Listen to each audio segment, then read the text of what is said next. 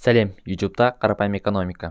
Бұл видеода біз Қазақстанға шетелден қоныс аударған қандастар еліміздің экономикасына қалай әсер етті, олар нені өзгертті, қандай толқын әкелді және экономиканың қай саласына оң немесе теріс әсер етті деген сұраққа жауап береміз. Олардың елге оралуына кімдер мүдделі болды және бұған қаржы бөлуінің басты себебі не болғанын білетін боласыз.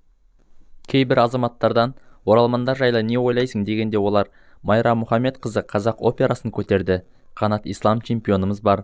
Бақыт Сәрсекбаев олимпиадада алтын алып берді. Халифа Алтай Құран кәрімді аударған. Олардың бәрі шетелден көшіп келген. Шеттен келген қандастар қазақ атын көтеруде дейді.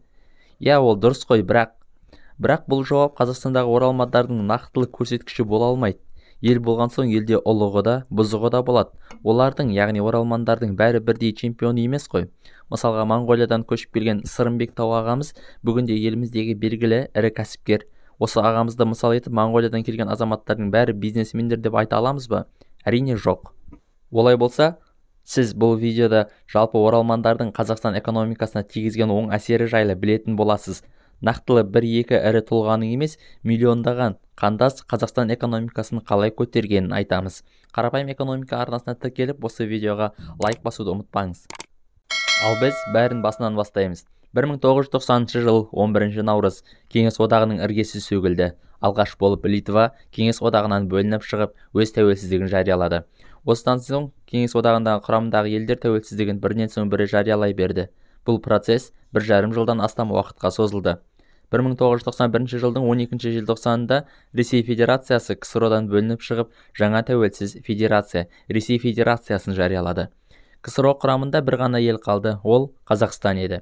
Ресей Федерация болып бөлініп кеткен соң Қазақстан ауада қалқып қалды. 4 күн. Иә, 4 күн Қазақстан ауада қалқып тұрды. Өз тәуелсіздігіміз жоқ, КСРО жоқ, Ресей Федерациясының құрамында да жоқпыз. 16 желтоқсан Қазақстан тәуелсіздігін жариялайды. Бұл өте қиын, күрделі әрі қауіпті қадам болды. Басты себеп Қазақстандағы қазақтардың үлесі 40%-ға да жетпеді. Әрі елдегі қалалар халқының басым бөлігі халқы орыс тілділер еді. Олар осы сәтке дейін Қазақстанның тәуелсіз ел болуын қаламағанды, тіпті басым көпшілігі КСРОның бөлінуіне қарсы болды. Әрі жаңа елдің Қазақстан Республикасы деп аталуын да қаламады. Ресей Федерациясы Қазақстан тәуелсіздігін мойындаған соң ғана, яғни Ресейдің тұңғыш президенті Борис Ельциннің аузынан Қазақстан Республикасы деген сөз шыққан соң ғана олар Қазақстан үкіметіне бас иді. Бас иді деуге келмес, көнбеске амал қалмады. Ол кезде Қазақстандағы өзге ұлттар, олардың құрамы мен саны да көп еді. Кей ұлттар бұл елдің шынайы иесі қазақтар екенін, бұл мемлекет қазақтардың ата қонысы екенін бірден мойындамады. Тіпті кейбірі автономия құрғысы келді. Қазақ тілінің мемлекеттік тіл болуына да қарсы болды. Тек аз ғана өзге ұлттар қазақты мойындады. Мысалға, Қазақстандағы неміс ұлтының саны миллионға жуық еді. Олар қазақтарды бірден мойындады. Өз елдеріне көшті, ал көшпегендері қазақша үйреніп алды. Қазаққа бойұсынды, шаңырақтың иесі деп қарады. Алайда Қазақстан тәуелсіздік жариялаған сәттен бастап елде түрлі ұлттар өз дамуына жағдай жасай бастады. Ұйымдар құрды. Бұл ұйымдар Қазақстандағы өзге ұлттардың мүддесіне жұмыс жасады. Елде славян халықтарының, казактардың, поляктар мен дүнгендердің, еврейлердің ұйымдары қаптады. Ал сол ұйымдарды қаржыландырушы топ мемлекеттік биліктің ең жоғарғы лауазымдарында отырды. Бұл Александр Машкевич. Қазақстан алюминий мен хромын сатып байыған миллиардер. Қазір Израильде, Тель-Авивте тұрады. Израильдегі байлардың тізімінде 11-ші орында. Қазақстан қазба байлығының арқасында байыған Машкевичтің өмірлік ұстанымы мынандай: мен Израильдің гүлденуі үшін қолымнан келгенін де, келмегенін де жасаймын. Осы ұстаныммен ол Қазақстандағы бірнеше орыс тілі мен өзге ұлттарды қорғау ұйымдарын қаржыландырып отырды. Неге? Себебі Қазақстан тұтас қазақ ұлтынан болса, келімсек Машкевичтің өз елін тонауына жол бермеген болар еді. Ал бұл Тоқтар Төлешов. Ресейде террорлық қауіптерге анализ жасау деген ұйым бар екен, соның қазақстандық өкілін басқарған. Шымкенттегі сыра зауытының бастығы. Жалпы кәсіпкердің өмірбаянын оқысаңыз таң қаласыз. Ылғи орыстармен ымыраласа қоғамдық жұмыстар істеген. Тіпті казактармен де күшті дос болып, казактардың жоғарғы атаманының кеңесшісі болған. Ресейдегі ТМД елдеріне діни анализ деген ұйымына мүше болып, Шымкенттегі православ шіркеуін де қаржылай қолдап отырды. Қазақстандағы орыс тілінің жанашыры екенін ашық айтатын.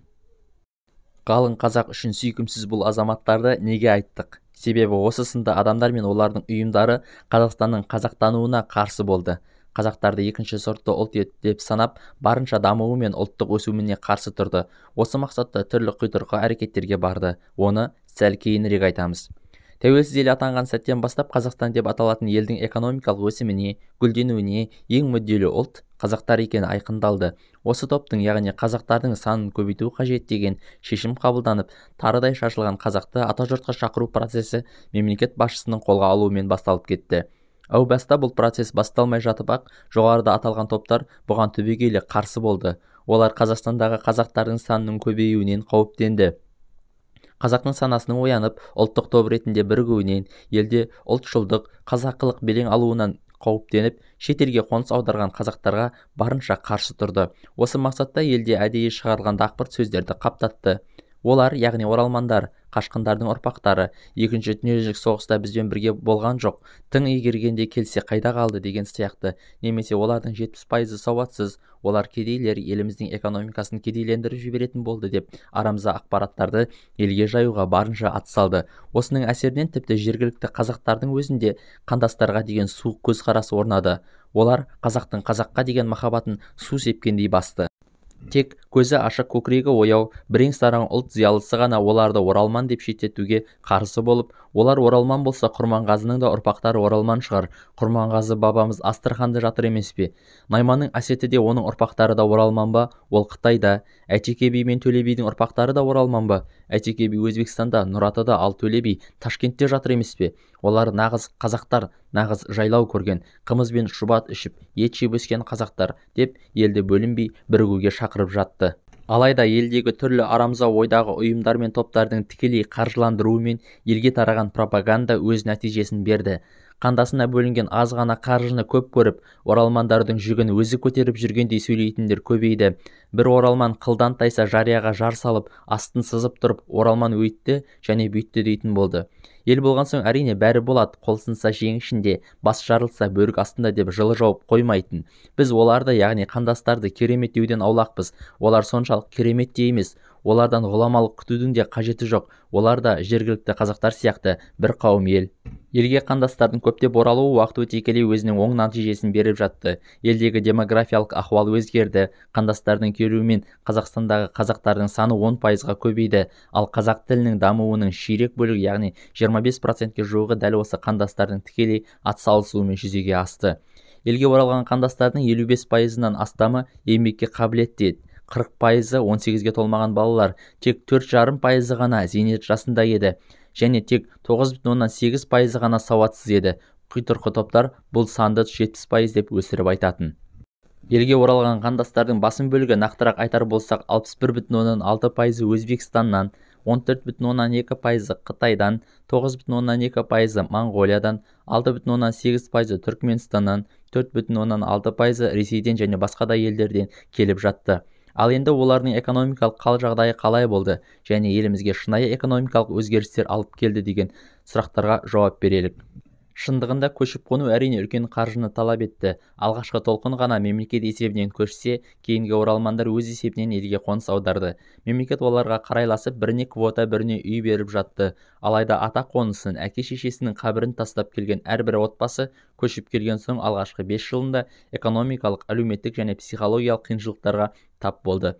Елімізге белгілі сатирик Уәлибек Абдраимов: Үрімші қаласында сіз Қазақстанға барғанда орысшадан қиналасыз, құжат толтыра алмай қаласыз. Ол жақта, яғни Қазақстанда құжат орысша толтырылады. Сол себепті біз сізге орысша құжат толтыруды үйретеміз деген жарнаманы көзім шалып қалды.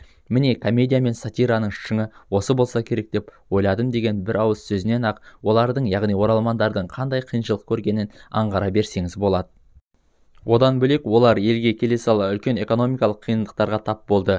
Жаңа кәсіп меңгеруге дағдыланды, алайда кеңес идеологиясының уымен уланбағандықтан олар капитализмдік ойын ережесін бірден меңгерді. Ньютонның 3-ші заңына сәйкес әрекет етуші күшке тең қарсы әрекет етуші күште болады. Содан да олар кәсіп пен шаруашылықта бірінен соң бірі оқ бойы озып шығып жатты. Солайша олар мемлекеттік қызметке ұмтылмады, ал ұмтылғандары өзі қалаған межеге жете алмады. Бұған басты себеп еліміздегі тіл мәселесі. Олардың, яғни қандастардың артық тұсы да, кем тұсы да тілі. Біріншіден, қазіргі ел билігінің басты жауы ол қазақ тілі.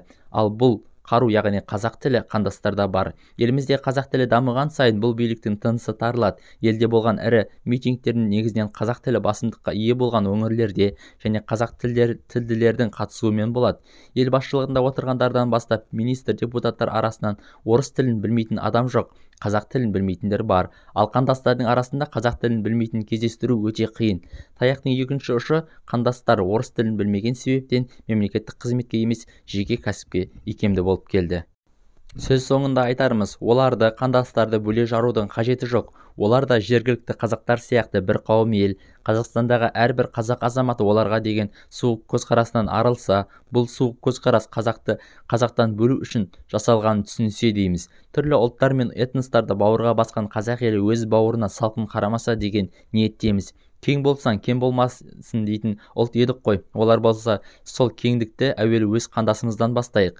Себебі еліміздегі тәуелсіз Қазақстанның гүлденуіне, экономикалық дамуына ең мүдделі ұлт қазақтар. Мен қазақпын деп емес, біз қазақпыз деп ұрандатсақ. Қарапайым экономика арнасы тіркеліңіз, жақындарыңызбен бөлесіңіз. Видео ұнаса, лайк басыңыз. Ал егер 100 лайк басыңыз келсе, WhatsApp арқылы топтарға таратыңыз.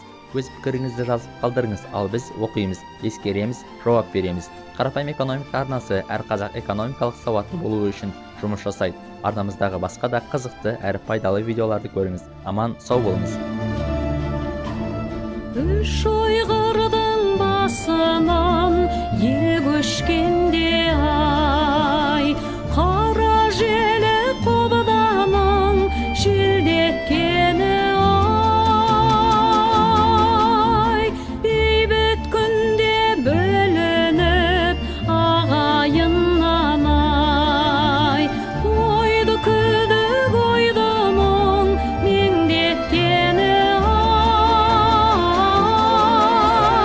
алыс қалып жүдеген сағыныш жүдеген ағайынның бұл әнім амандығын ау тілеген. Қия алмайсың қиналып сүйіп келді ай, мөлдір бұлақ қарлы тау биіктерді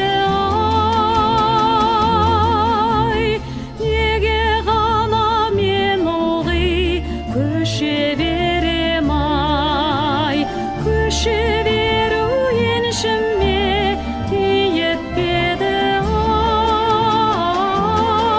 ай, ағайынның тірегін айтайын деп жүр едім, сағыныштың күйін ай, қарсы айыр